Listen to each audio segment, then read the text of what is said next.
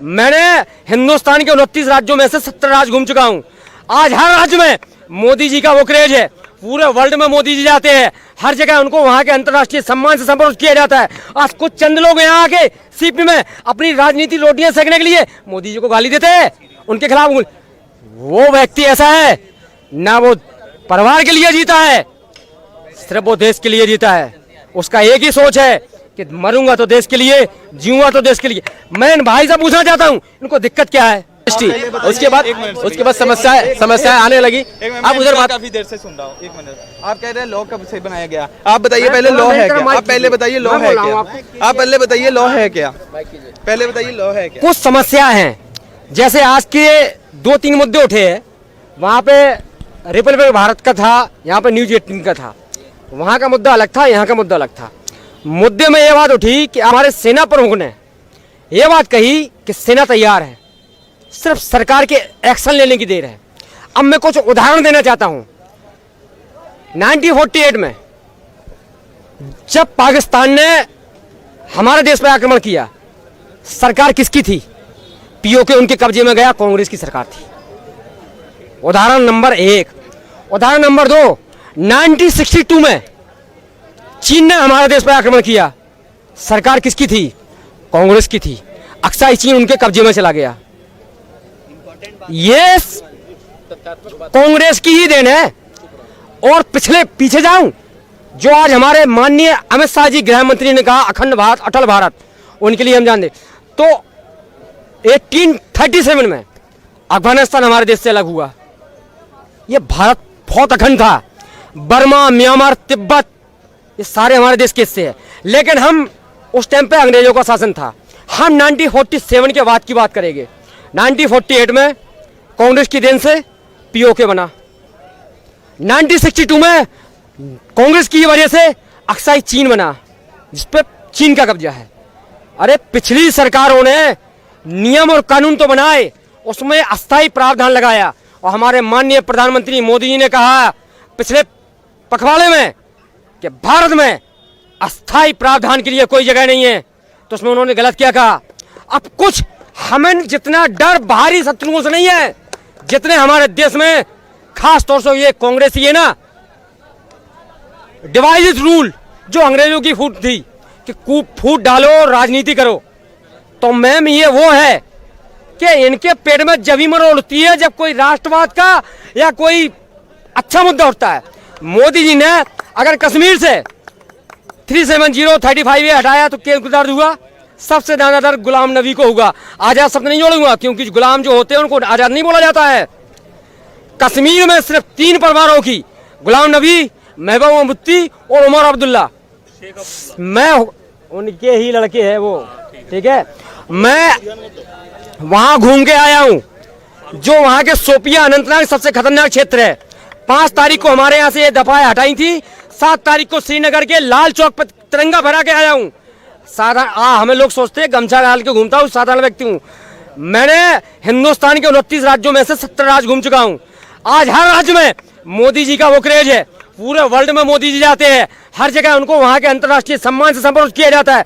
आज कुछ चंद लोग यहाँ आके सीपी में अपनी राजनीति रोटियां सेकने के लिए मोदी जी को गाली देते हैं, उनके खिलाफ। वो व्यक्ति ऐसा है ना, वो परिवार के लिए जीता है, सिर्फ वो देश के लिए जीता है।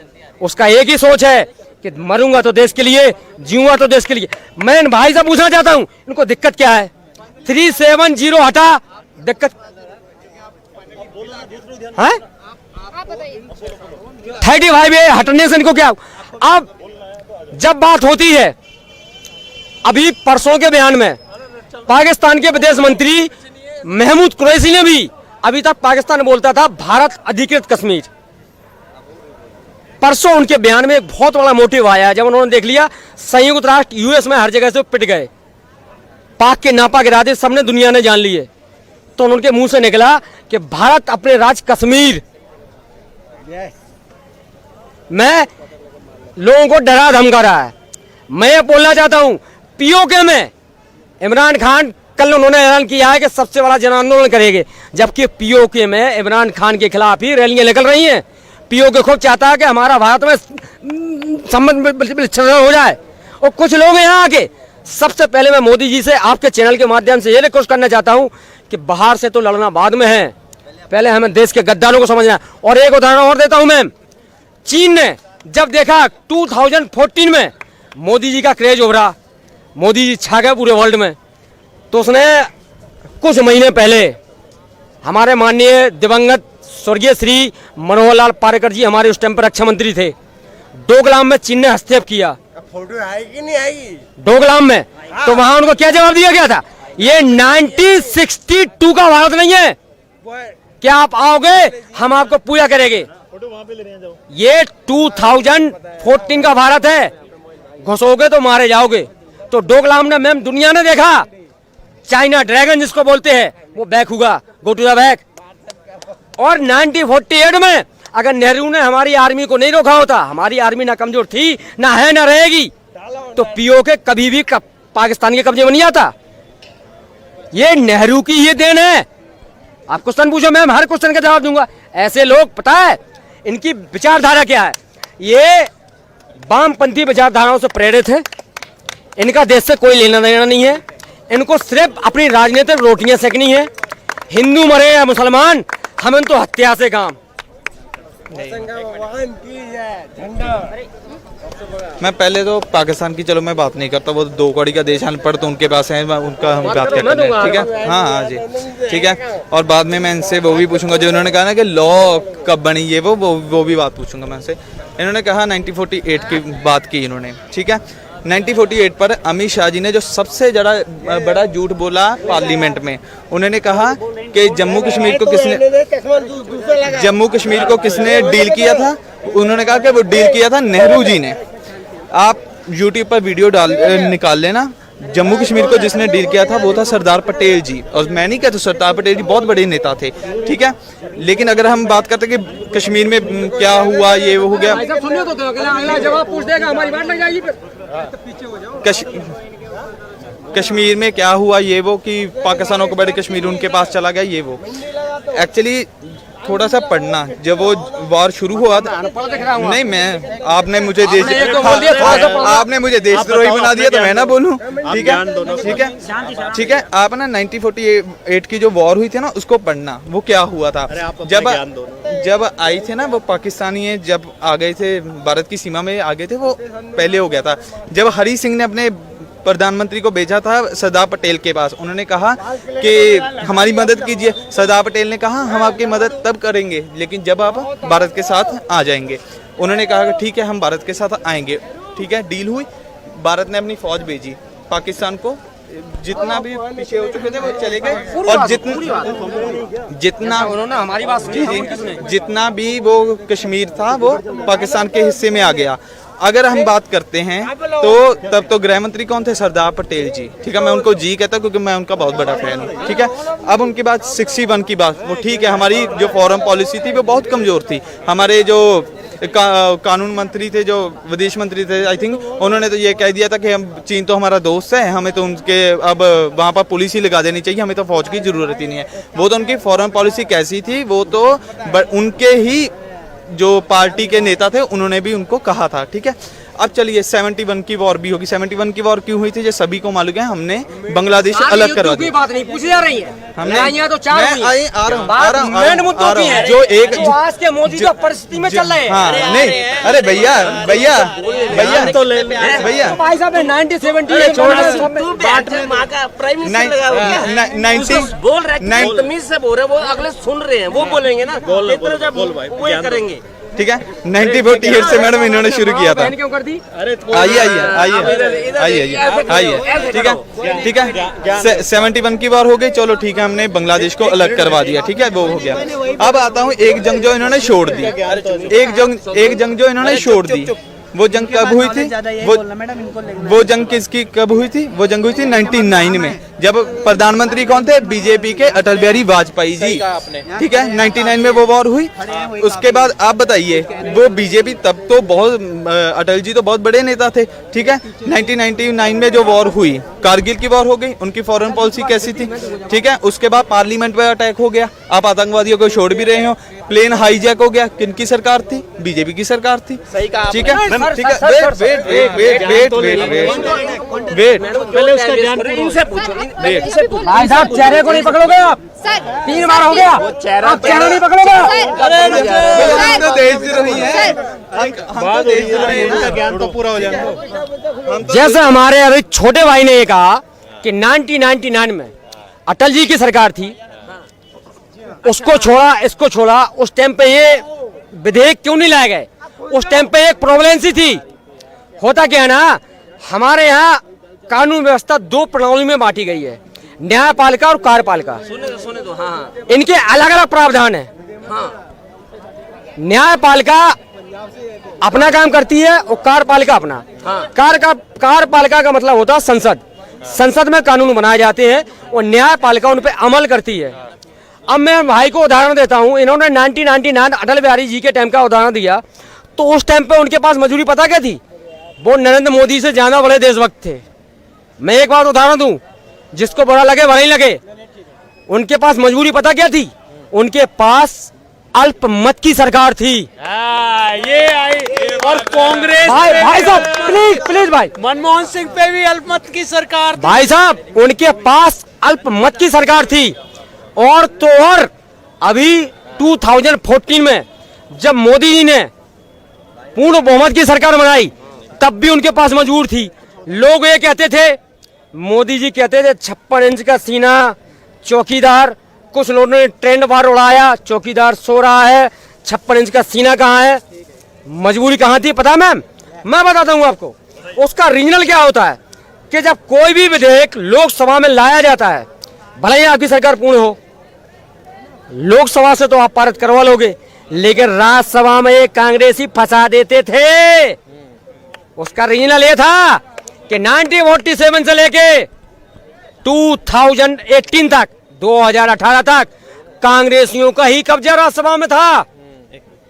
अब आने वाले चंद दिनों में वहां भी बीजेपी का बहुमत आने वाला है। और तो और भाई साहब, और तो और मैं आपको बहुत बड़ी बात बताता हूं, अमेठी जो गांधी परिवार की पैतृक राजनीति की भूमि रही है, वहां के बहुत बड़े राजा महाराजा संजय सिंह, उनकी पत्नी रानी अमृता सिंह, दोनों बीजेपी की सदस्यता ग्रहण कर चुकी हैं, क्योंकि उन्होंने भी एक्सेप्ट कर लिया है कि कांग्रेस अपनी विचारधाराओं से भटक चुकी है। और आपको 15 दिन पहले की बात बताता हूं, हरियाणा में आने वाले चंद दिनों में चुनाव का बिगुल बजने वाला है और भूपेंद्र सिंह हुड्डा ने 370-35A का खुल के समर्थन किया। उन्होंने ये कहा था कांग्रेस अपनी विचारधारा से भटक चुकी है, मैं अपनी अलग पार्टी बना लूंगा। तब उसमें पता है मैडम सोनिया जी ने जो कांग्रेस की बात का तो जवाब दिया। बात तो सुनो, मुद्दे जब चलते हैं तो बात बहुत उठती है। मैडम एक मिनट आना मैडम। हाँ करो मैम, अगर मैं कोई गलत बोल रहा हूँ तो आप बोल दो, मैं गो टू द फैक्ट। वो जो आतंकवादी हाईजैक करके भेजा था, उसकी बात का जवाब दे। हाँ, उसकी हाईजैक पता है उसके ऊपर प्रेशर किसने डाला था? आपने अभी 5:30 बजे प्रतीक जी भैया जी का शो देखा?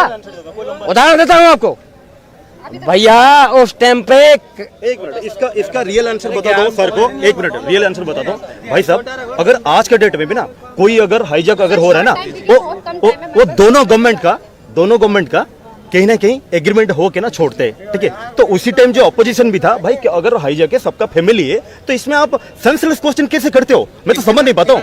किसका सेंसलेस? एक बात, अगर हाईजैक हो रहा है, किसका फैमिली है, सारा परिवार है, तो उस टाइम तो छोड़ना तो पड़ेगा। उस टाइम गवर्नमेंट को ब्लेम करना ये एक सेंसलेस क्वेश्चन है ना। उसी टाइम दोनों गवर्नमेंट का एग्रीमेंट बातचीत होके छोड़ते। भैया उस टाइम पे कांग्रेस ने दबाव बनाया था, कांग्रेस ने दबाव बनाया था, क्योंकि अटल जी की सरकार और की सरकार थी। क्यों दे रहे हो? Question number two Atal Bihari ji ने जो कारगिल युद्ध लड़ा था, वो भैया कह रहे हैं कि उसमें आपने अंदर तक जाके कब्जा क्यों नहीं करा? जब आप जीत रहे थे तो आप अंदर तक एक मिनट मैं देता हूँ। कब्जा क्यों नहीं करा? इसका जवाब दीजिए आप। अटल जी का सबसे अटल जी ने अटल जी आप इसका जवाब देखिए, जो आप लोगों की सर आप लोग सर मेरा ताला लगाओगे? सर मेरा जो क्वेश्चन है, मेरा जो लास्ट मुद्दा है, हाँ चल मेरा जो लास्ट मुद्दा है वो मैं पूछ लेती हूँ, उसका फिर हमें जाना है, ठीक है? सर आपको पता है कि आज सोनिया गांधी ने ये कहा था कि जनादेश खतरे में जा रहा है, लोग जनादेश का दुरुपयोग कर रही है सरकार और लोकतंत्र खतरे में है। इस बात क्या कहना चाहिए? अच्छा, मैं ये बोलना चाहता हूँ, मैं मैडम सोनिया से ये बात कहना चाहता हूँ, वो खुद खतरे में है। सही राइट। वो खुद खतरे में है, वो जनादेश खतरे में बता रही है। अब आपको बहुत बड़े उदाहरण दे रहा हूँ, जो हमारे देश के सर्वोच्च संवैधानिक पदों पर रहे हैं, वित्त मंत्री, गृह मंत्री माननीय पी चिदम्बरम जी आज तिहाड़ जेल के 7 नंबर वारंट में है, और अगला नंबर मैडम सोनिया का भी तो है।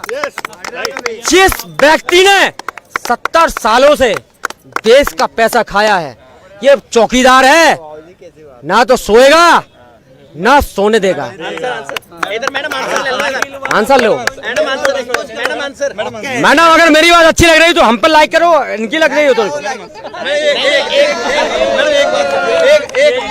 एक बात का आंसर नहीं मैडम, एक बात का आंसर। Thank you sir.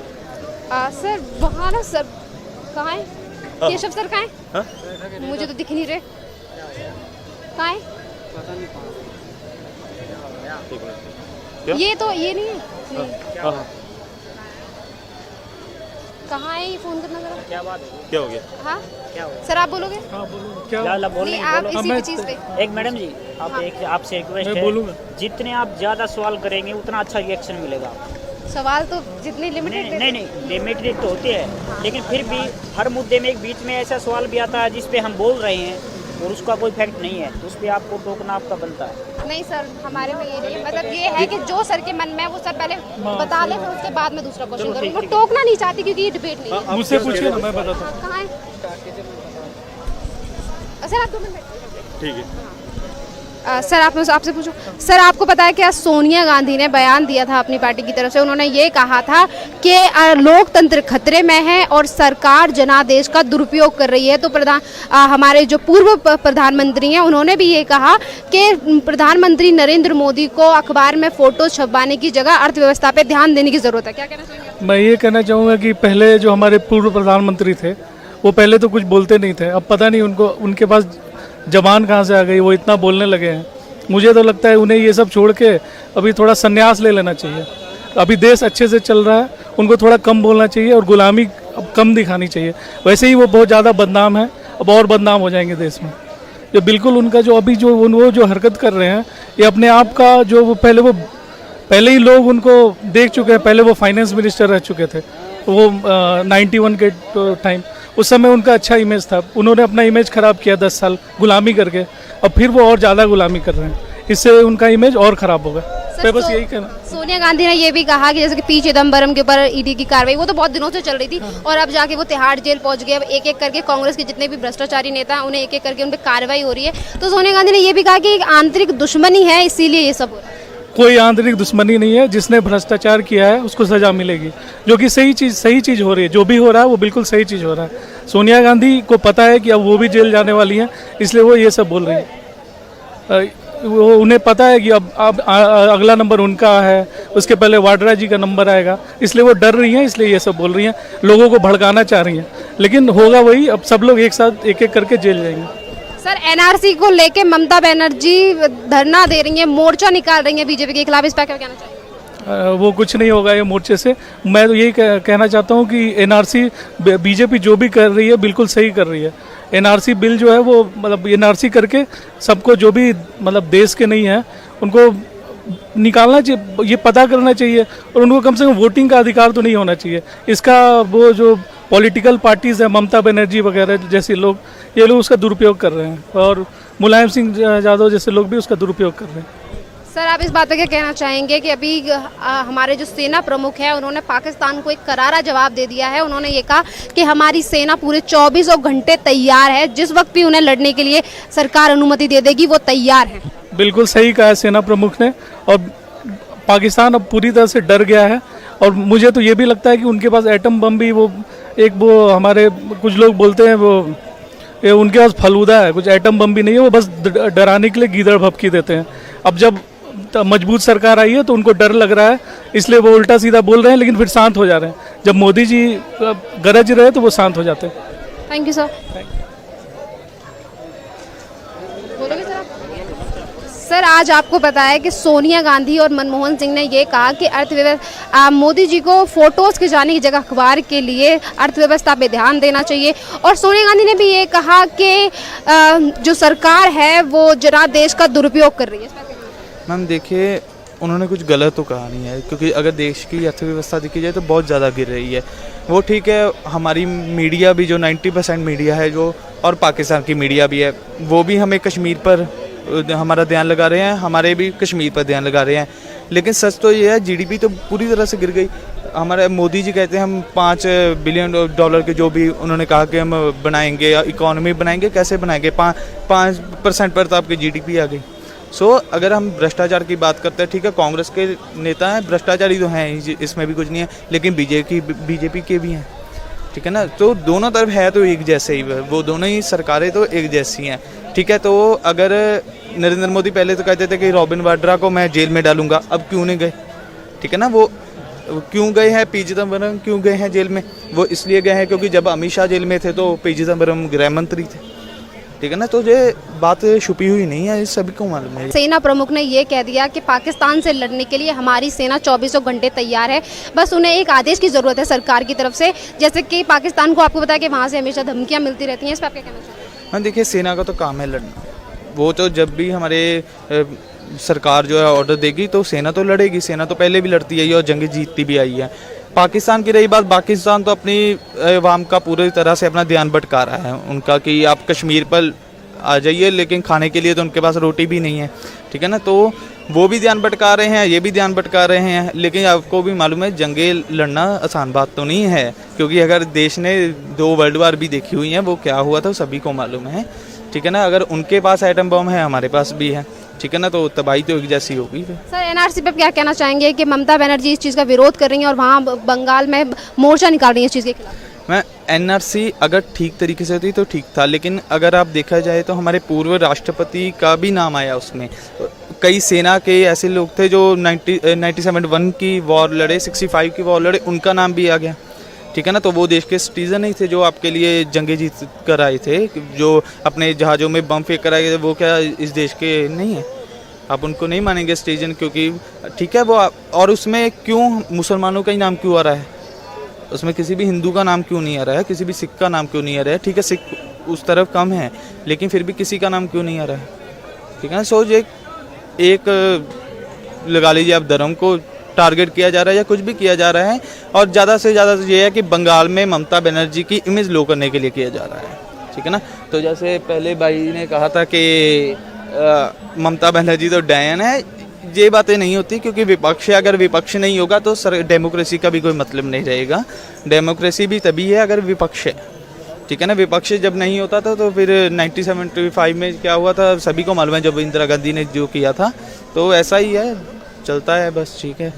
देखो ये जो कह रहे कि डायन है, हम क्यों कह रहे? क्योंकि उसका बगल में ना पड़ोसी में उड़ीसा है, बॉर्डर है, मुझे पता है क्या प्रॉब्लम वहीं पे हो रहा है, ठीक है। अब उसके पड़ोसी में उड़ीसा का सीएम नवीन पटनायक भी है, वहीं पे भी मुसलमान रहते हैं, पर कुछ ना लेबल है, लेबल से गिरते नहीं है। ये क्या है, क्यों डायन कहता हूँ? लोगों तो इस तरह, लोगों तो फांसी होना भी चाहिए। लोगों को वहीं पे हिंदू लोग को कितना अटैक हुआ है, हाँ को अब कौन सा इसको जय श्री राम से, हिंदू लोग क्या जय श्री राम नहीं बोल रहे हैं क्या? मतलब और कुछ बोलेंगे, अपने भगवान का नाम नहीं लेंगे, ठीक है। और बात रही जो एनआरसी का, ठीक है, जो कोई कह रहा है कि नहीं वहीं पे सिख भी है, वहीं पे ये भी है। सिख हमारे हिंदुस्तान के है, ठीक है, सिख हमारे हिंदुस्तान के। साफ साफ ये बांग्लादेशियों को इतना हर बात में एक्सक्यूज है। कोई लॉ अगर आ रहा है स्ट्रिक्टली, हर बात में इतना एक्सक्यूज क्यों भाई? इतना क्यों? पता नहीं, इतना डीपली सोचते। बांग्लादेशी उनको ऑल वर्ल्ड में कोई नहीं रखा है, ठीक है। अगर इतना दर्द हो रहा है ना, जिसको दर्द हो रहा है अपने घर पे थोड़ा थोड़ा ना, थोड़ा थोड़ा 500 लोग लेके अपने घर पे पाल लो, ठीक है। लालू यादव थोड़ा तुम पाल लो, ठीक है, और दिग्गी बाबू तुम थोड़ा पाल लो, और बाकी सारा ममता बनर्जी तुम तो तुम्हारे घर पे ही रख लो। घर पे मतलब तुम्हारा इंडिया में तो है ही नहीं, जाओ कहीं पे भीख मांगो, कहीं पे जाओ जाके वहीं पे रखो, ठीक है। इतना क्यों दर्द होता है भाई? पूरा ऑल इंडिया में ये हो चुके, ऑल इंडिया में क्या पूरा फैल चुकी है क्या? दूसरे लोगों का ये मिट्टी है, ये बांग्लादेशियों को तो मिट्टी नहीं है ना, बांग्लादेशियों का मिट्टी नहीं है।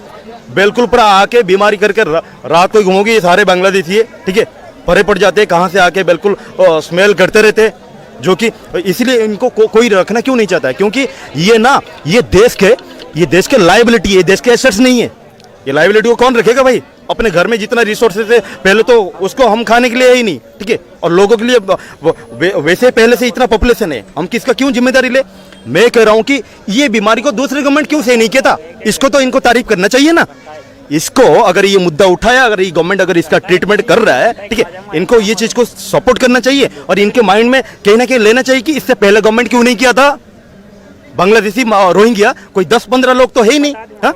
पूरे हर जगह फैल चुके। ये बहुत बड़ा बीमारी है, देश की लायबिलिटी है, हम नहीं लेना चाहते। जिसको दर्द है अपने घर पे 200 ले जाओ या 2 डजन ले जाओ। सर ये भी कह रहे हैं कि एनआरसी में मुसलमानों को ज्यादा टारगेट किया जा रहा है। नहीं, मुसलमान क्या, बांग्लादेशी जो एक मिनट जितना जो बांग्लादेशी आए वो क्या हिंदू है क्या? मैक्सिमम है मुसलमान। रोहिंग्या जितना है वो सारे मुसलमान है। ओहो, देश तोड़ना है, फिर से हिंदुस्तान में रहना है। मैं जो पूर्व राष्ट्रपति का नाम आया है वो क्या रोहिंग्या थे? जो सोनिया के कई लोगों का नाम आया वो क्या रोहिंग्या थे? वो अपने देश के लिए लड़े, तब फिर कह दीजिए कि वो देश के कुछ भी नहीं लगते। वो नहीं, एक देखिए, जो ये एक का कह रहे ना वो 100% राइट है, ठीक है। कोई अगर धरती में, एक बात बताओ, कोई अगर 5 लाख लोग आए हैं या 40 लाख लोग आए हैं, एक लोग को क्यों कंपेयर कर रहे हो? ये एक लोग अगर एक मिनट, कोई अगर एक लोग का है कि कोई राष्ट्रपति का है, उनका बात है ना। राष्ट्रपति सबको पता है कि नहीं, अगर नाम ये है तो चेकिंग करा जाए, ठीक है, चेकिंग करके प्रॉपर पूरा क्लियर पूरा वेरिफिकेशन करा जाए, ठीक है।